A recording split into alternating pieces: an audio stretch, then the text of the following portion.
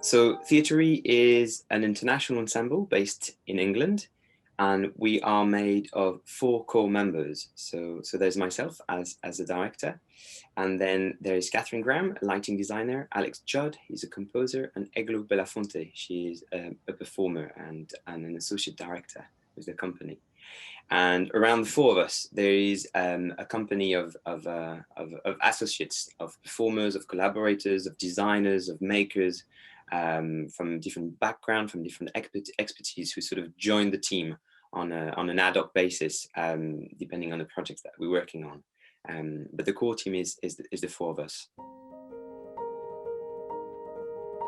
The name of the company comes from the prefix "re," and it's the "re" of reinventing, of rediscovering, and of revealing. So it's very much about thinking that we're not gonna make anything new, but we're just gonna rediscover something that has already been done, and we're gonna make it our way. So it's about remaking, doing again, breathing new life into something that already exists. So that is at the core of the company. And the work, as you might know, is rooted in Etienne de Croz's corporal mime, which is a physical language, a physical art form. And even though we're not bound by this art form, by this language, by this vocabulary, by this technique, it really informs the way we work, the way we move, the way we think about the work, and the way we engage with audiences. So that's a little bit about us. I think it's also important to say that for each project, we engage with various disciplines, various sectors that are not necessarily linked to the world of theatre. We engage regularly with science, with philosophy, with public health, with education, and I guess that the aim behind that is to be able to, first of all, to be curious, but also to be able to keep challenging the work that we make through these different disciplines, through these different techniques that are not necessarily related to the theatre.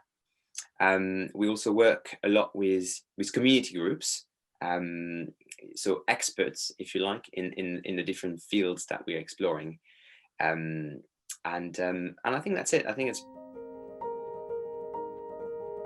I think we didn't set out when I created the company, or when we make a piece of work specifically, we don't set out to do, let's say, a non-verbal piece of theatre. You know, it is not a conscious choice, or at least I'm not aware of it.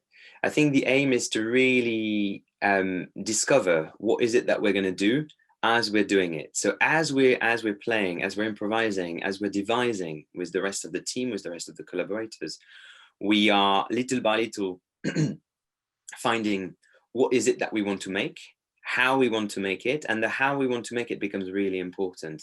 And so if we realize suddenly that we're going to need a writer to get on board, then we will get a writer. You know, it's not, we're not trying to serve an aesthetic, or we're not trying to serve, let's say, you know, we have, you know, most of us in the company have got a corporal mime training background, but it doesn't mean that we're going to make a corporal mime show. You know, we're going to make a piece of theatre, and we're going to use everything that we know, everything that we can use in order to communicate. So I think the aim for us is really about reaching audiences, communicating with people. And I think that we're doing that through the making of both experimental. So there's always an experimental aspect to the work, and an accessible sort of piece of theatre. So we play with form, we play with content, how they inform each other, but also what's really important to me and the rest of the team is that it's accessible, that people can relate to it. It's about the communication. It's about the directness of an action. You know, I think as a company we're much more focused towards actions rather than explaining actions. And I think what's interesting is that an image doesn't need explanation. It sort of makes sense. People are able to project their imagination very quickly into things if there are enough grips, like climbing a wall, like climbing a climbing wall. If there are enough grips for people to climb, then people will climb. People will constantly project their imagination into what they think. They're going to make unconscious connections with what they're being offered. So there's this darkness that it's immediate, and I think I'm really interested into that, and how we can then, once you have those images, how you can make those images move and transform and change. Let's say you can start with a very naturalistic image, and then you can move that image towards something that is slightly more surrealistic or expressionistic or cubistic, for instance, even. So you don't have to be naturalistic about those images, but it's more about the realness of the impact that the production of that image and how this image move will have on the audience. So from my point of view, it's about looking for the real, what's real, and then how do you communicate real? I strongly believe that naturalistic theatre is not the only way to communicate that realness of things. For us, it's a constant process of refinement. We're never quite finished. There's always something that can be improved. So in many ways, when we start, everything is a good idea. There isn't a bad idea. Everything works because we need something. We need actions. We need movements. We start with nothing or next to nothing. So everything is a good idea. And then from that moment on, it's just a constant process of refinement. A little bit like a sculptor who's sculpting, let's say a ball of clay. We're going to do a little bit on Monday, and then we're going to do a little bit more on Tuesday, and a little bit more on Wednesday, and so on and so forth. So we're constantly building on the things that we've done. And so I think something that is very core to the way we work is that process of repetition. What does it mean to repeat? If, for instance, within the context of our company, it's something quite specific. It's not about doing the exact same thing and then not changing anything, because that would be useless. That would be like being a machine and just repeating an action without being open and available to respond to the things that are coming up. But also, if we were changing everything all the time, then we would not be able to build anything. So that process of repetition is really important and is at the core of everything we do. So in a way, everything that we find is never quite what we're looking for, but it's just the next step on our journey, and so on and so forth. And even once we've opened the show, even though we're not going to change drastically the whole thing, even though we could, it's just about constantly refining, constantly changing. And that is really important because, I'm going to try to convince you here, I deeply believe that it's at the core of any good theatre, because it's live, it has to change. Otherwise, the moment it stops changing, the moment it stops transforming, it means that it's frozen, that it's dead. And that's why live work is so important. It's because it's alive, because it's available to respond. Just like us, we are available, we're open to respond, to change, to transform. I think our process of developing work is quite it's quite lengthy. It takes time. It takes us about 2 years to make a piece of work, with many periods of rehearsals and development. So I think there isn't necessarily a best part. What's exciting is to go on a journey with various people and to really be curious about each other's practices, to be curious about each other's ways of looking at the world, but also the specificity of the project. So to me, the best part is that journey, because who knows? I mean, touch wood, we've never been in that situation, but maybe a project will not happen because of the pandemic, for instance. So I think what we try to do is to really make the most of the journey, so that because at the end of the day, if you look at it, the only thing that we have is time. It's the only very, very precious thing that we have. It's time. So for us, it's about knowing where we invest that time and how we play with it. And so if it takes us 2 years to make a piece of work, and then we're going to be touring that piece for 2, 3, 4, 5, 6 years maybe, it's almost, you're looking at 10 years of someone's life, really, living with a project, with a character possibly. So that is quite special. And I think that bond, that relationship with collaborators, because obviously once people are part of a project, they just stay. So it's about being on that journey, that journey that is constantly evolving, transforming, maturing almost. I think that's my favorite part. Well, I guess I'm lying here a little bit. There's also another favorite part. I think that a really exciting moment is to actually meet new collaborators. So to really constantly not just rely on the collaborators that I've already worked with, because there's something quite comfortable about that, but also about meeting new people, meeting new energies, meeting new people that I've not worked with before, and that might not have the same sort of background as myself, or that not fit the same profile as everyone else who's in the company. And that is quite exciting to sort of get to have a new energy in the group. It can be dangerous as well, if you have to choose the right people for that kind of work, but it's exciting. It's exciting. Of course. So I mean, like with most of our shows, the plot or the storyline is very simple. It's very simple, because for us it's not so much about the what, but it's about the how. And I'm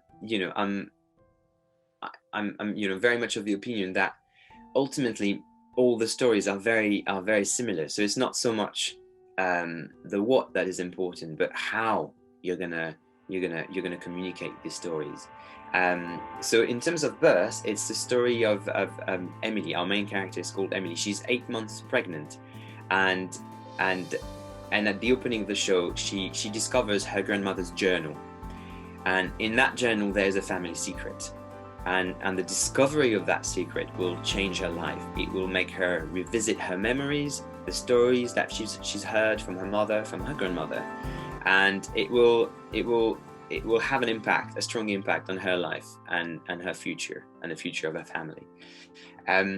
So without giving any spoiler, that's the storyline.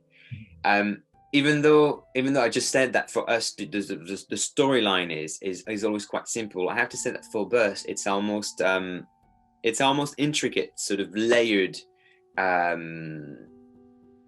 piece of work so far in terms of the dramaturgy. We have different timelines. There's the past, there's the present. We also talk about, there's also the future. We're playing with different timelines. We're playing with different world. There's the world. There's the real world, and there's the world of the imagination. So in terms of being able to convey all that on stage, through light, through movement, through music, through playing with objects, through the sound of voice, through songs, is quite interesting. It's quite interesting without having to ever explain anything through a written dialogue. It's quite exciting. It's quite exciting, and I think I'm very proud of having been to achieve that level of intricacy with all these different life journeys that we're exploring. I think we should start with the beginning. Where did we start to explore that project? So usually at the core of every project that we carry out, there is a question, and the question at the beginning of Burst was, when does memory begin? When do we start remembering things? Or what is it that we inherit from previous generations, from our parents, from our grandparents? Obviously, they're all the memories that we remember, from when we were a child, from when we were 6, 5, maybe 4, sometimes even 3, very early memories. But do we have even earlier memories? Things that are ingrained in ourselves from even before we're even conscious, for even before we actually come into the world, for even before we're being conceived. And what are these things that are being passed down from one person to the other through that incredible process of you know, I mean, there's no word, but of making a life, you know. So what is it that we inherit? What is it that is there at the core of everyone's being? So that was the exploration. So we work with a neuroscientist to sort of find out a bit more about, you know, the development of the brain and that sort of things. We were in touch with a philosopher as well to discuss that, the, you know, the origin of life and where does that take us. We were also exploring the world of psychogenealogy. Now, psychogenealogy, for, you know, it's not a very well-known sort of technique, but it's related to psychology, and it's the way to sort of solve or help people in solving their traumas by looking at their family trees, and so by looking at, you know, their history, their family history. So we really embraced that sort of world of psychogenealogy and brought a lot of aspects of psychogenealogical research into the development of our work. So we, you know, I asked the entire team to draw their family tree, you know, to sort of draw their family tree, you know, for up until as much as they knew. And the surprising thing is that sadly most people don't know anything beyond 2 generations. So that was quite a discovery, a realization, I should say.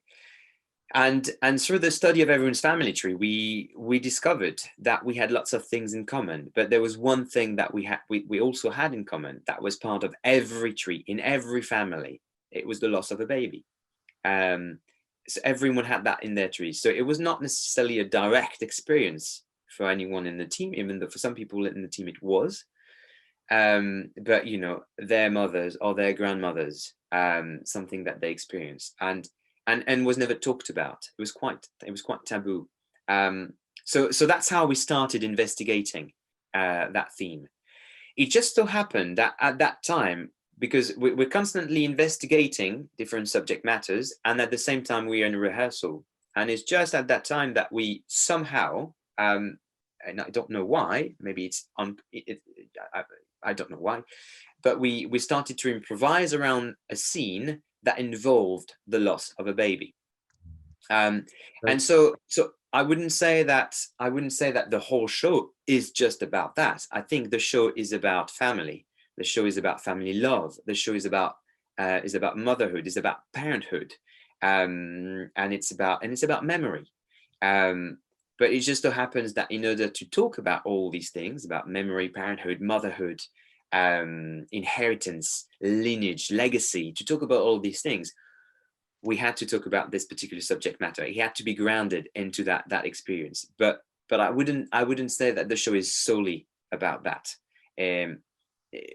You know, it's like it feels like when you want to talk about life, you kind of need to talk about death in order to be able to go in that direction.